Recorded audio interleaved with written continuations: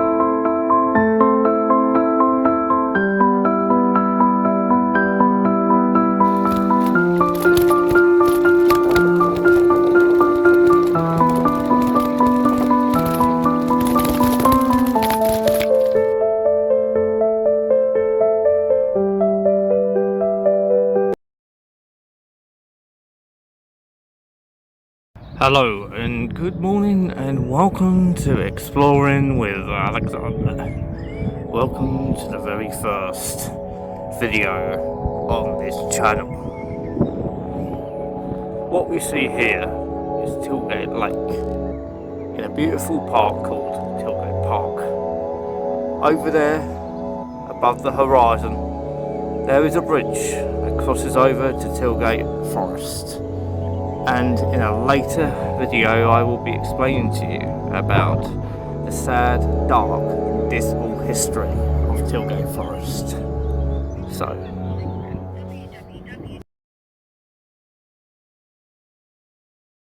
also, did you know in this area John Hague, the acid bath murderer, has connections to Tilgate Park? He has connections to the walled garden through a little piece of information that is not widely known,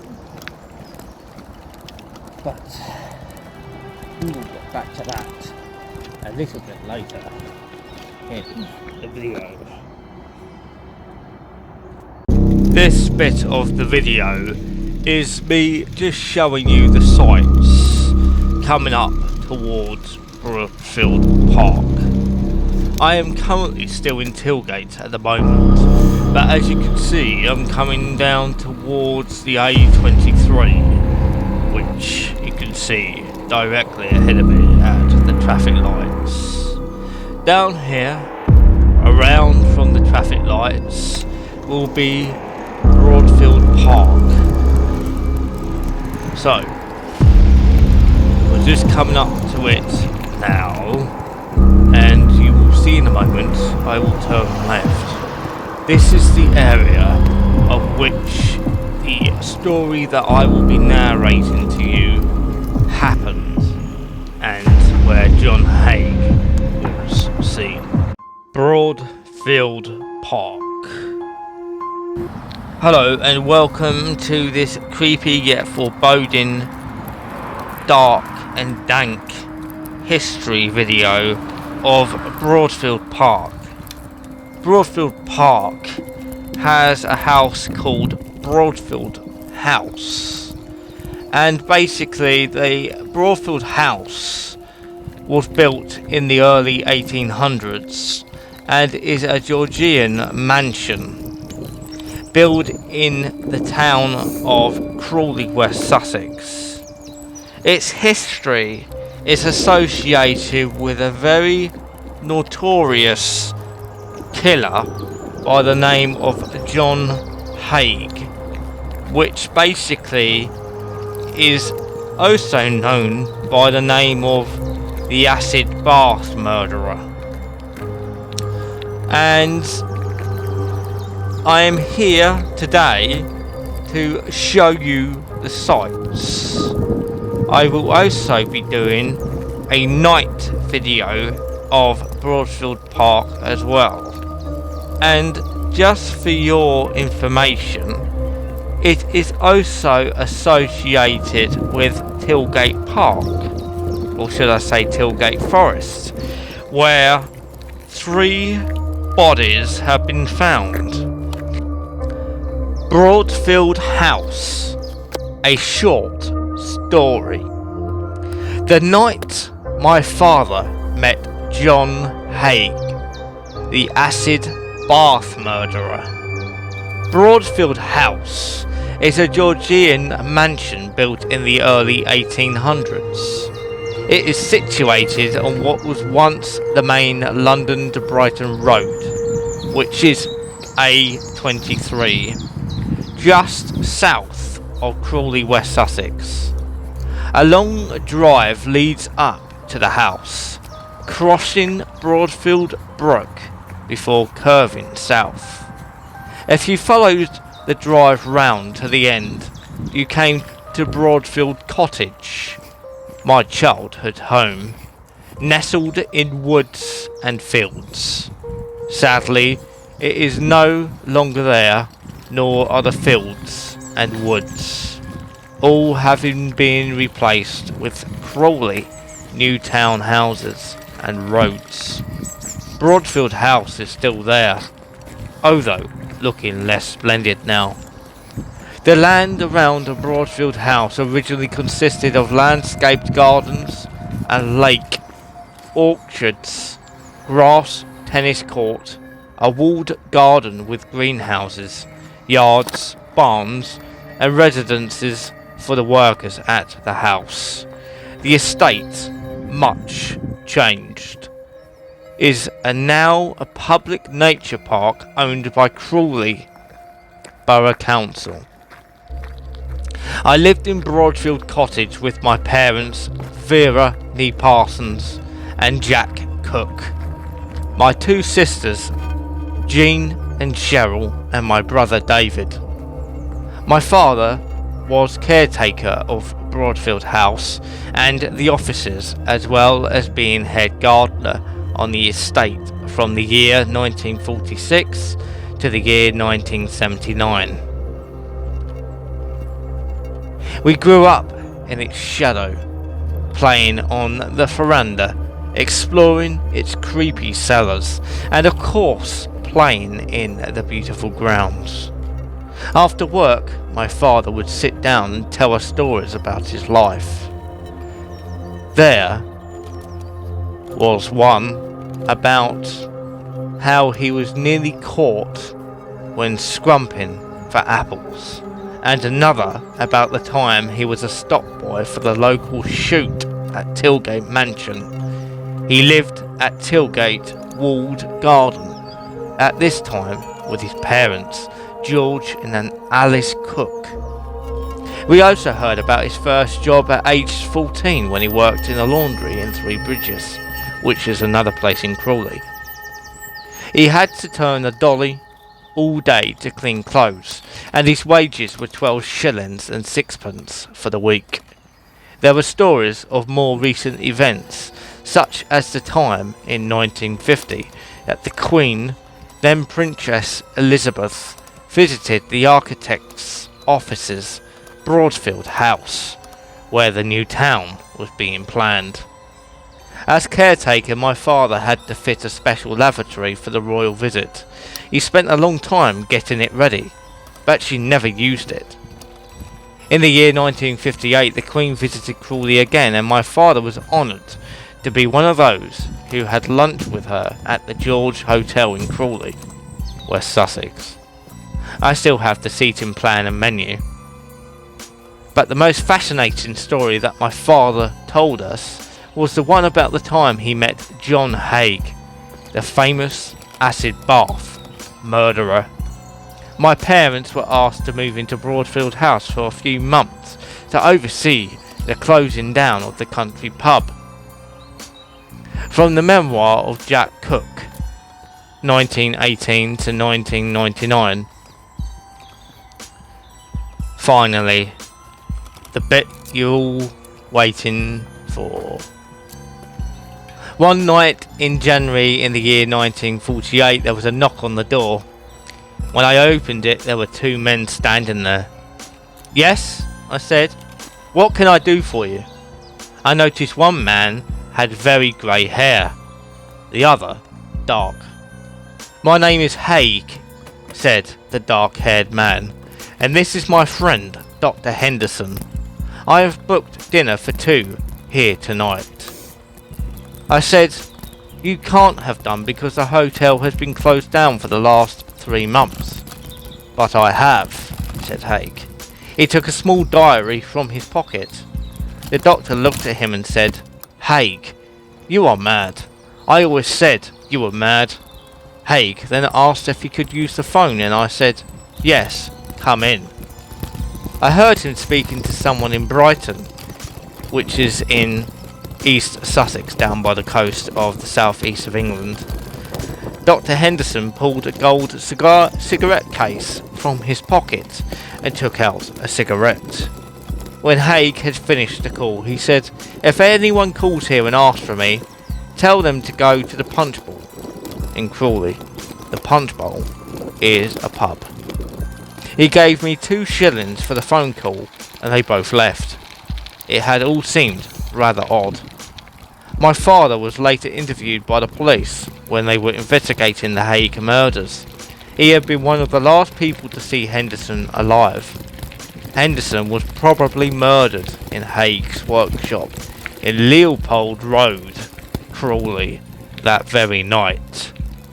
Shortly afterwards, Haig also murdered Henderson's wife, and like the rest of his victims, her body was disposed of in a vat of acid. I'm glad that I encouraged my father to write a memoir. It's full of all the stories he told us, and is a book I'll always treasure. By the author Shirley Ann Cook. So, Leopold Road is a road in a little district called West Green in a place called Crawley West Sussex. I'm rambling on now, so I'll shut up and I'll let you enjoy the video. Here you see is a picture of John Haig. John George Haig, born on the 24th of July 1909 to the 10th of August 1949, was commonly known as the acid bath murderer. He was an English serial killer convicted for the murder of 6 people, although he claimed to have killed 9. Haig battered to death or shot his victims and disposed of their bodies using sulfuric acid before forging their signatures so he could sell their possessions and collect large sums of money. His actions were the subject of the television film A is for Acid. His motive for the murders of these poor unfortunate victims were for profit. He died by execution of hanging by the neck until dead. 6 victims have been confirmed to have been killed by John Haig, but he has confessed to 9 murders. His weapons were used as a lead pipe, a .38 caliber Webley revolver, and he was apprehended in the year 1949. His confirmed victims are as follows. The McSwan family. William Donald McSwan on the 9th of September 1944. Donald and Amy McSwan, the 2nd of July in the year 1945. The Henderson couple, Archibald and Rosalie Henderson, on the 12th of February 1948, and Henrietta Helen Olivia Roberts, Durand Deacon, on the 18th of February 1949.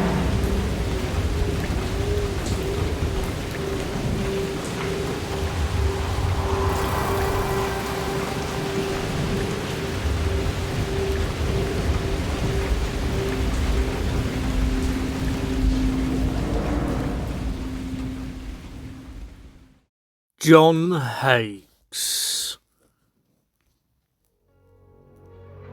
The last victim and arrest. Hakes' last victim was Olive Durand Deacon, aged 69, the wealthy widow of solicitor John Durand Deacon and a fellow resident at the Onslow Court Hotel.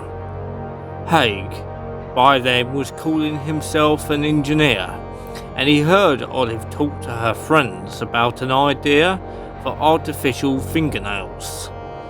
He invited her down to the Leopold Road workshop, as you've seen in the earlier minutes of this video, and he invited her down on the 18th of February in the year 1949, and once inside, he shot her in the back of the neck with the .38 caliber Webley revolver that he had stolen from Archibald Henderson, stripped her of her valuables including a Persian lamb coat, and put her into the acid bath. 2 days later, Durand Deacon's friend Constance Lane reported her missing. Detectives soon discovered Haig's record of theft and fraud and searched the workshop. Police found Haig's attaché case containing a dry cleaner's receipt for Olive Durand Deacon's coat, and also papers referring to the Hendersons and McSwans. The workshop in Sussex, rented by Haig, did not contain a floor drain, unlike the workshop he had rented at Gloucestershire Road in London. He therefore disposed of the remains by pouring out the container on a rubble pile at the back of the property. Investigation of the area by pathologist Keith Simpson revealed 28 pounds 13 kilograms of human body fat, part of a human foot, human gallstones, and part of a denture, which was later identified by Olive Durand Deacon's dentist during the trial. John Haig asked Detective Inspector Albert Webb during questioning, "Tell me, frankly, what are the chances of anybody being released from Broadmoor, a high security psychiatric hospital?" The inspector said that he could not discuss that sort of thing. So John Haig replied, "Well, if I told you the truth, you would not believe me. It sounds too fantastic to believe." Haig then confessed that he had killed Durand Deacon, the McSwans, and the Hendersons, as well as 3 other people: a young man called Max, a girl from Eastbourne, and a woman from Hammersmith. These claims could not be substantiated.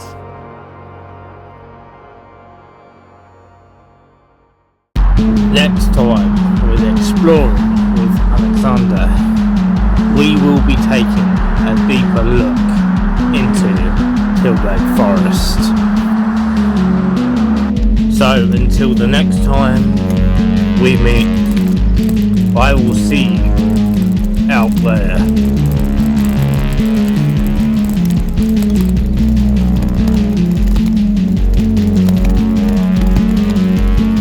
Thanks for watching. If you enjoyed this video and my content, then why not subscribe? Click that notification bell and set it to all, so that way you'll be kept up to date with further upcoming videos. Stay safe.